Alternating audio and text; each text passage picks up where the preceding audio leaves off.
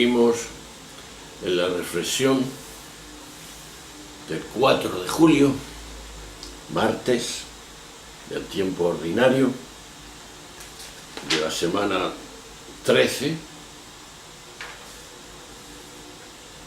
del año 2017. El ciclo es el ciclo A, litúrgico de la Iglesia Católica. Si observáis, aunque no tenga importancia, cada vez que hacemos una pequeña reflexión, en cada día ponemos una música distinta, para que entonces no sea monótona. Hoy sigue hablando, nos pasamos, que fue un inciso, porque era la fiesta de Santo Tomás, y vimos lo que nos decía Juan en el 20. Hoy nos pasamos otra vez a Mateo, el 8, del 23 al 27. Y dícese, muy fuerte, pero muy iluminador: en aquel tiempo subió Jesús a la barca, y sus discípulos lo siguieron. De pronto se levantó un temporal tan fuerte que la barca desaparecía entre las olas. Él dormía. Se acercaron los discípulos y le despertaron gritándole: «Señor, sálvanos, que nos hundimos». Él les dijo: «Cobardes, qué poca fe», como le diría Jesús. Se puso en pie, increpó a los vientos y al lago, y vino una gran calma. Ellos se preguntaban admirados: ¿quién es este? Hasta el viento y el agua le obedecen. Qué imponente este Jesús. Veamos lo que significa todo el relato y lo que es la barca y todo lo que se da en él. La barca, la tempestad, es un simbolismo. El miedo de los discípulos es la llamada a la confianza. Las palabras poderosas del Maestro que devuelve la paz que ellos no tienen, a través de la agitación del mar, es decir, están llenos de miedo, y después, como Jesús les dice claramente, aunque los quiera mucho: cobardes, gente de poca fe, ¿pero dónde está? Y se puso, increpó al viento y al lago, y todo vino a la calma. El Maestro quiere devolverle la paz a sus discípulos. Y ahí los elementos de esta preciosa catequesis: cristológica y misional.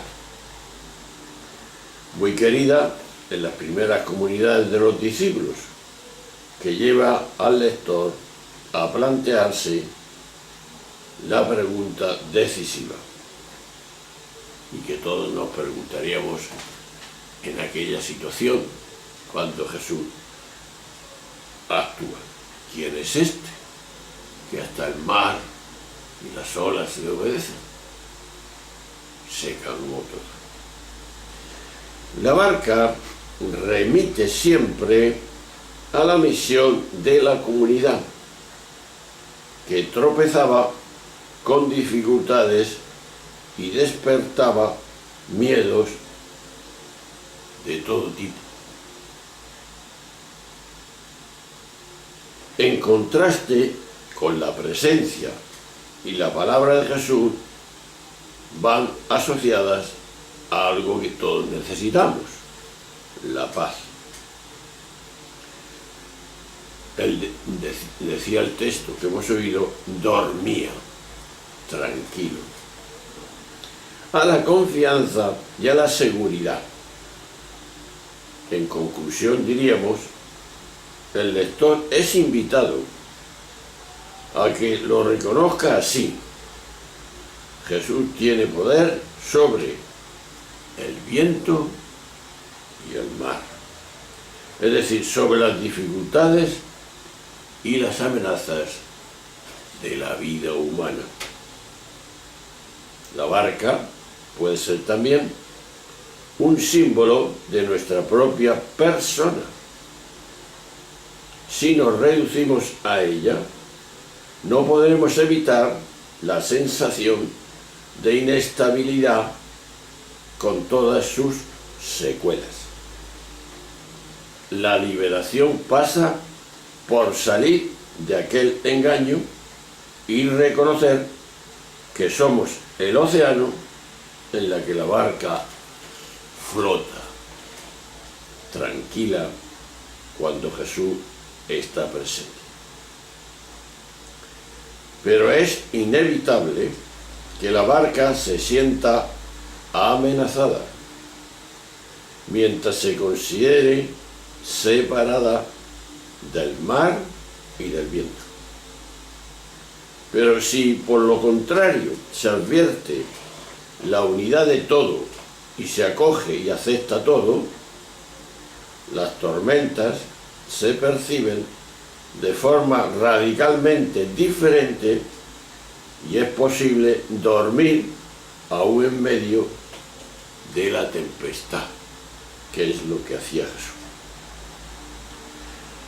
La confianza al que llama Jesús es lo opuesto al temor y únicamente puede vivirse en tanto que cuando nos sentimos uno con todo, que es la unidad que todos tenemos al Padre, al Hijo, al Espíritu y a nuestro Espíritu con su Espíritu.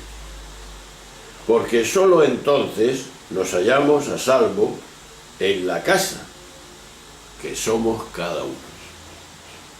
Ese es el secreto de toda nuestra vida, lo que somos. Para acceder a ella necesitamos desarrollar otro modo de conocer que implica silenciar la mente, lo que hemos dicho en la anterior sesión. Porque mientras nos pensemos, nos consideremos barcas u olas separadas, pero si atendemos, descubrimos que somos el océano entero. Entonces la vida, una que en todo se expresa, es la solución. Solamente somos vida, unidos en la misma misión. Este es el conocimiento silencioso que hemos hablado en alguna ocasión. Si hacemos silencio dentro de nosotros, solamente podemos oír lo que oían también, ya callaban los sabios, los místicos de todas las tradiciones. Para acabar con el temor, acalla y aquieta la mente y entiende sencillamente lo que es. Acoge lo que viene y suelta lo que se va. Permanece en la quietud, no pierdas el contacto con tu casa, con lo que eres.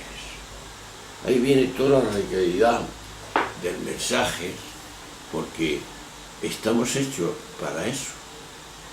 La psicología nuestra es acallar la mente, acallar el yo, el ego, y que actúe en silencio el interior, ese que es el misterio de cada ser humano, que es la energía mayor que encontramos en esa dimensión. Por eso, hoy la pregunta va de miedos. ¿Cómo afronto mis miedos? Porque tenemos miedo a todo. y más en este mundo que está poniéndonos miedo en todo momento para que no hacer lo que debemos de hacer, porque el que tiene miedo ha perdido el norte.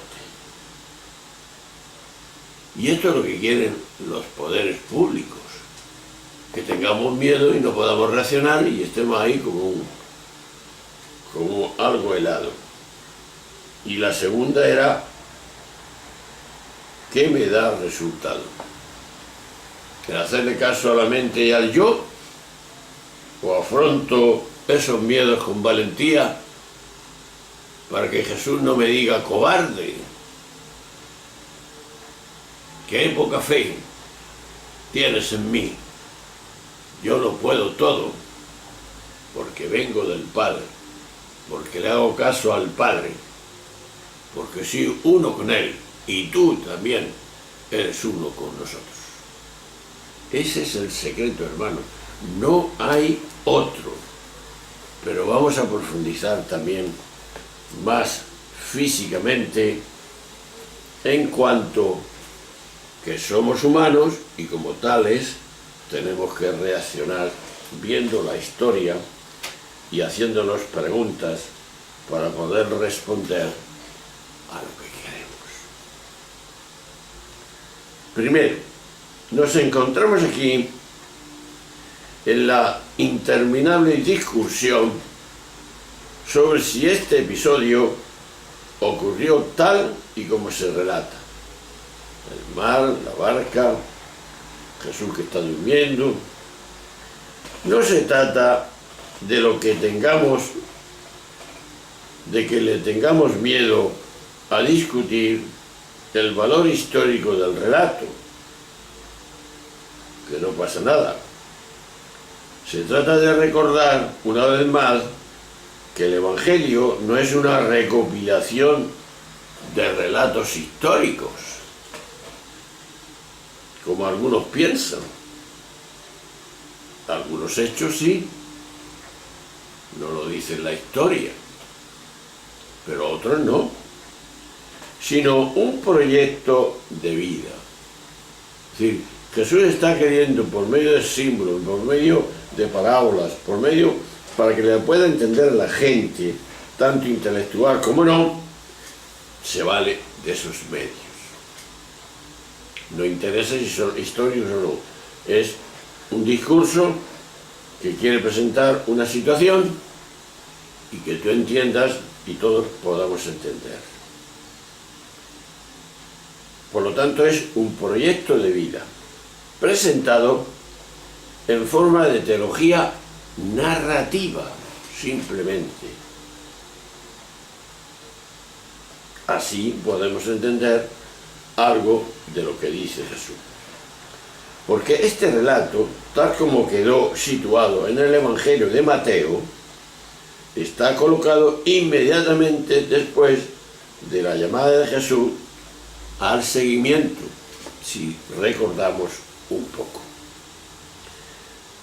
Si te lees Mateo 8, del 18 al 22, ahí se lo refleja. Y al renglón seguido se relata simbólicamente las consecuencias que exige y extraña la decisión de seguir a Jesús. Más. ¿Qué quiere enseñar el Evangelio de Mateo en este relato de la tempestad que él calma? ¿Qué nos quiere decir? Siempre nos tenemos que preguntar, según los hechos y según el símbolo y la parábola, ¿qué quiere Jesús? ¿Qué quiere expresar y decirnos cómo tenemos que ser? La clave está en que la tempestad viene inmediatamente a continuación de la llamada al seguimiento que hemos dicho antes. El grupo de discípulos que subieron con Jesús a la barca eran hombres que habían aceptado la llamada de Jesús al seguimiento. Por eso habían abandonado sus trabajos, su familia, su instalación, etcétera, etcétera, que nos narran, y no vamos a decirlo aquí al revés, los evangelistas, como Marcos sobre todo. Lo hemos dejado todo y te hemos seguido, diría después también Mateo. Ahora bien, una persona que lo primero y lo central pone en su vida es el seguimiento de Jesús, va directamente a un mar de tempestades y a un mar de oscuridades y a un mar de peligros. Mateo lo dice así al colocar el relato de la tempestad a renglón seguido del llamamiento a seguir a Jesús. Pero ¿por qué el seguimiento lleva al peligro, lleva a la tempestad, llega al sufrimiento, a la persecución? Esto yo creo que lo hemos olvidado los que queremos seguir a Jesús. Si bautizamos a todo el mundo sin que se enteren de nada, no saben dónde va. ¿Por qué? Primero, Jesús fue un hombre incomprendido por los poderosos y amenazado por ellos.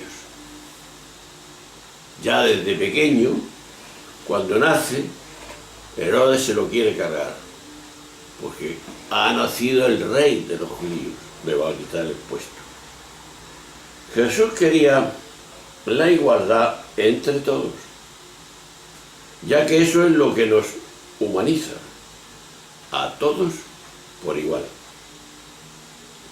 Pero los poderosos no toleran eso en modo alguno, les va a quitar el poder, y buscan razones y argumentos para mantener sus privilegios y su dominación.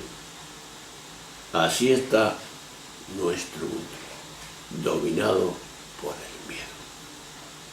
Y buscan razones y argumentos para mantener sus privilegios, decimos, y dominación. El instrumento más eficaz para eso es la voluntad de Dios con su reino y la religión. Eso fue lo que Jesús tocó. Y el intento de desplazar del templo y sus notables a la calle y a su gente. Pero esto, hermanos, esto es muy peligroso. Más peligroso que el mar encrespado en la noche y sin más defensa que una barca frágil como una pobre patera de los que quieren cruzar el Mediterráneo.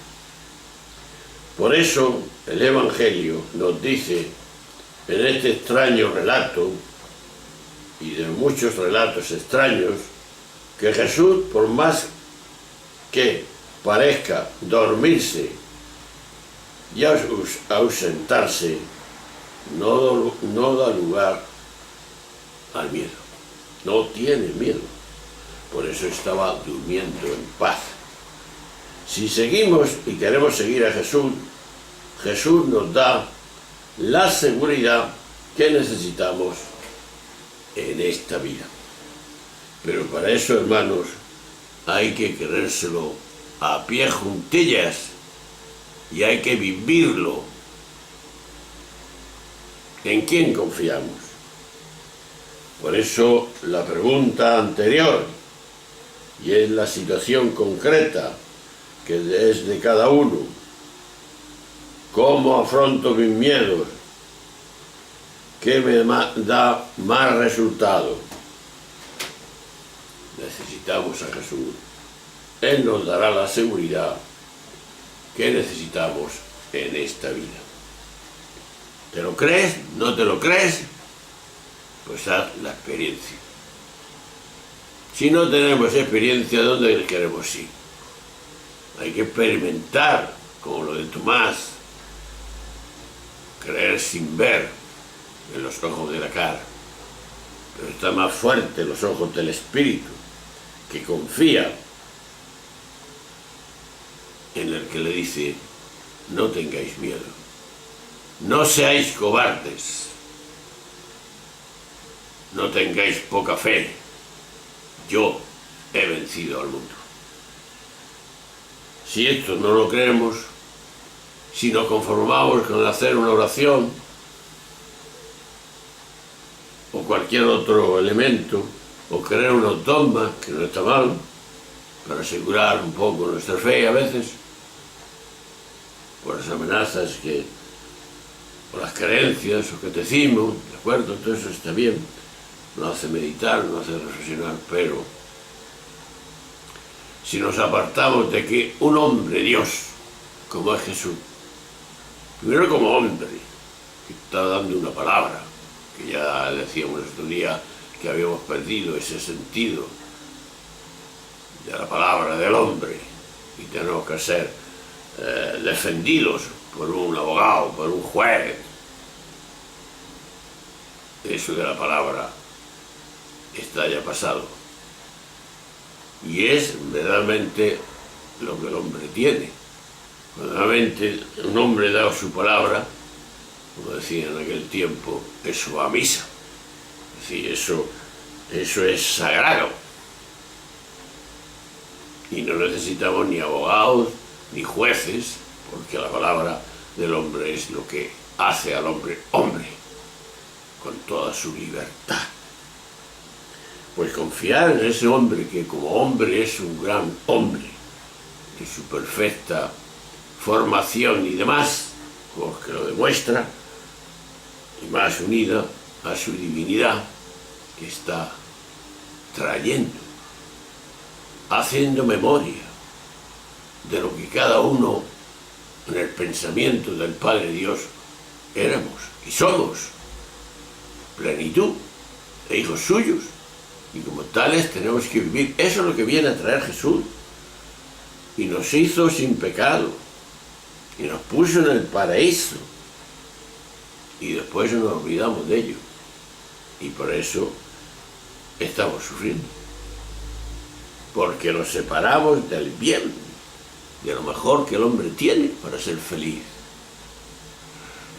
y nos apegamos por el ego a las cosas materiales. Cuanto más despegados estamos de las cosas humanas, que no que sean malas, sino que las tenemos que tener como medios para conseguir un fin. Si yo no como, pues no puedo seguir viviendo, me moriré, pero ya no como que sin saber que es imprescindible. Por supuesto que es imprescindible, que si no comes te mueres, pero no poner el corazón en todas esas cosas, lo que puede ser del dinero, del poder, de todo lo que se afana el hombre, que está perdiendo, que cuando sale y acalla la mente y acaba el ego, entonces uno es feliz. Si no, haz la prueba, si no hay otra, si a la prueba me remito, practícalo, mira a ver. ¿Qué fue Jesús? Despego total, incluso de la familia, de todo. Por eso no lo entendían, está loco. ¿Cómo dice esas cosas de que la familia es el que hace la voluntad de mi padre? Ese es mi hermano, mi hermana, mi madre y mi padre. No entendieron ni jota. Y estaba hablando de la familia del Espíritu, que es la única que puede entender lo que es el Dios, nuestro gran Padre Dios. Somos una familia especial. No es la familia de la generación, quiero decir, del gene, del cuerpo, que también ayuda, pues somos inmanentes, y ese es el gran ejemplo que nos dio Jesús, que se puso uno como nosotros hasta la esclavitud, peor, como esclavo, que nosotros no lo hemos hecho, ni lo hacemos, pero nos dio el gran espíritu, que es el que alimenta la familia y alimenta al hombre. Lo físico, por supuesto, que somos, pero necesitamos otra fuerza mayor. Por eso el budismo tiene su fuerza también, y tiene que unirse también al cristianismo, porque son elementos que el hombre va descubriendo. Buda era un hijo de un potestado de mucha riqueza, y después vio que ese no era el camino, la posesión de los elementos externos, sino que había algo más profundo, que es que no fuera dominado a través de los medios humanos, que es decir, de lo que es la materia en definitiva, sino que había algo que era el espíritu, que tenía que ser fomentado a través de la reflexión, de la meditación y el silencio. Y ahí encontramos el origen de toda nuestra vida. Bien, pues ahí estamos. Vamos a callar un poco la mente para que entonces los medios que utilicemos sean los medios profundos y que eso nos dé resultado. Y de hecho, a muchos místicos y demás le han dado y han vivido en la paz que da esa serenidad que no la da ningún ser humano, sino es el Espíritu de Dios, el origen de todo el ser humano. Bien, nos veremos en la próxima sesión, que será el 5 de julio, a ver lo que nos dice el Señor en este capítulo también 8, pero en otros versículos del 28 al 24. Nos vemos, hasta ahora, hasta siempre.